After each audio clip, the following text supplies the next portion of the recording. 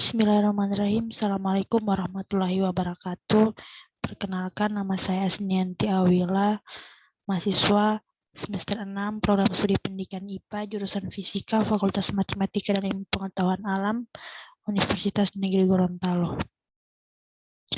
Jadi di video kali ini saya akan menjelaskan tentang salah satu tugas mata kuliah metodologi penelitian, yaitu tentang meningkatkan hasil belajar siswa menggunakan problem based learning pada muatan pembelajaran IPA materi siklus air di kelas 7, tepatnya di SMP Negeri 2 Batu Daah. Sebelumnya, perkenalkan, nama saya Asnianti Awila dengan nomor induk mahasiswa 4334 19011. Jadi tugas ini merupakan salah satu tugas pemenuhan mata kuliah metodologi penelitian. Yang pertama adalah latar belakang. Jadi, berdasarkan hasil pengamatan saat melakukan kegiatan belajar mengajar di SMP Negeri 2 Batu Daah, khususnya di kelas 7, dalam mengikuti program KKN MBKM Bina Desa, sekaligus kami mengajar di sekolah, saya mengumpulkan data hasil belajar siswa pada mata pelajaran IPA. Dalam hal ini, data yang diperoleh adalah tentang hasil ulangan harian. Pada tahun sebelumnya, dari 22 siswa yang mengikuti ulangan harian, terdapat 7 siswa atau 31% yang tuntas, dari 15 siswa atau 69% yang tidak tuntas.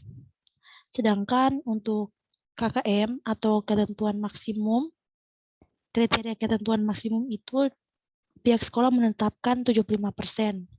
Nah, berdasarkan latar belakang di atas, maka saya mengambil judul yaitu tentang meningkatkan hasil belajar siswa menggunakan problem based learning pada muatan pembelajaran IPA materi siklus air di kelas 7, tepatnya di SMP Negeri 2 Batu Daah.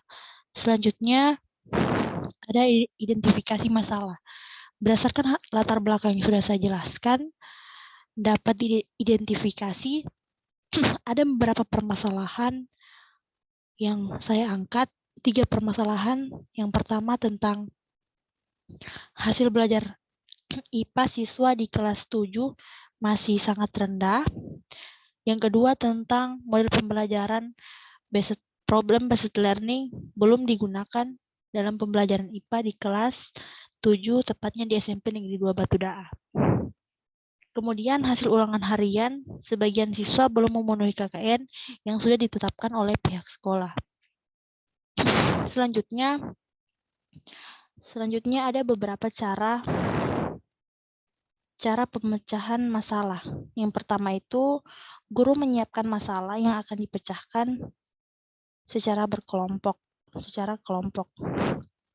Kemudian, masalah yang diangkat hendaknya dikontekstual.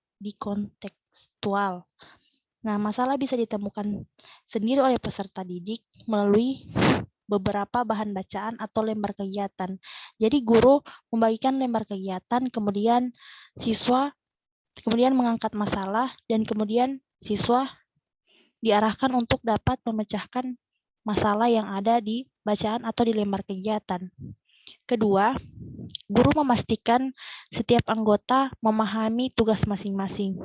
Nah, jadi guru memastikan setiap siswa memahami apa tugas yang mereka lakukan masing-masing. Kemudian yang ketiga, guru memantau keterlibatan peserta didik dalam mengumpulkan data atau bahan selama proses penyelidikan. Jadi, guru harus tetap memantau bagaimana keterlibatan peserta didik dalam mengumpulkan data, dalam hal ini untuk memecahkan masalah yang sudah dibagikan dalam lembar kegiatan. Kemudian, guru memantau diskusi dan membimbing pembuatan laporan sehingga karya setiap kelompok siap untuk dipresentasikan. Dalam hal ini, guru membimbing untuk membuat laporan hasil diskusi di setiap kelompok. agar siap untuk dipresentasikan. Kemudian, guru membimbing peserta didik dan mendorong kelompok memberikan penghargaan serta masukan kepada kelompok lain. Dalam hal ini, guru harus terus membimbing dan memberikan masukan-masukan terhadap kelompok yang nantinya akan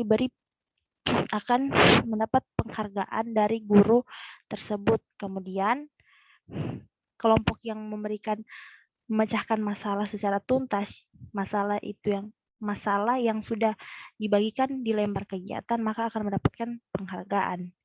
Dan untuk kelompok lain, guru harus tetap memberikan masukan kepada kelompok-kelompok yang lain.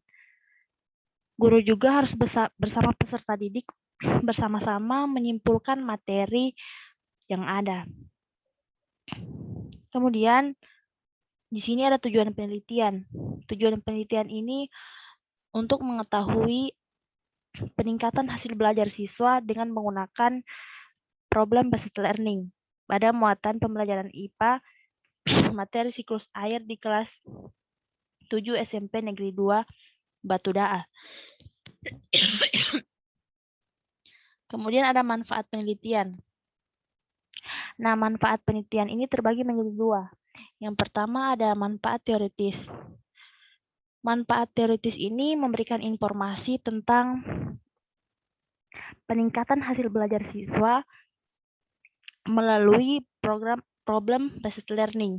Yang kedua, menambah wawasan dan ilmu pengetahuan, dalam hal ini penerapan model pembelajaran based learning. Yang ketiga, sebagai bahan masukan untuk meningkatkan hasil belajar siswa. Ini untuk manfaat teoritis.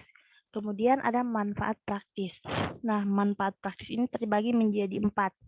Ada manfaat bagi guru, manfaat bagi siswa, manfaat bagi sekolah, dan manfaat bagi peneliti. Manfaat bagi guru itu salah satunya guru dapat pengalaman secara langsung untuk meningkatkan kualitas pembelajaran dan profesi guru. Kemudian, untuk siswa dapat mendorong siswa untuk lebih memahami pentingnya belajar IPA, dan yang kedua mempermudah siswa untuk menyerap materi yang diberikan, serta sebagai sarana untuk meningkatkan hasil belajar siswa dalam pembelajaran.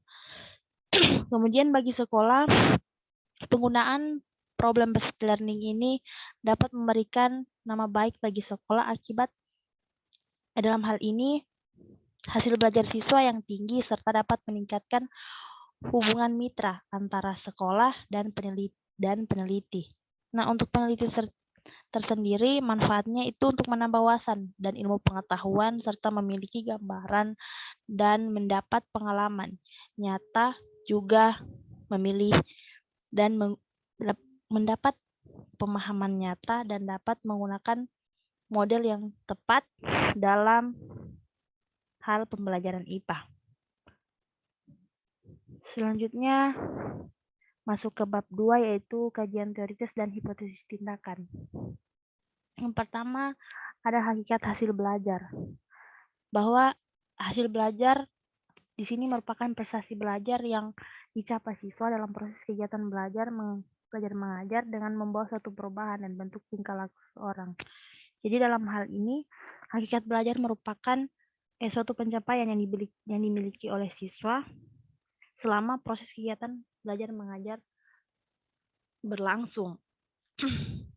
Kemudian di sini ada hakikat model pembelajaran problem based learning.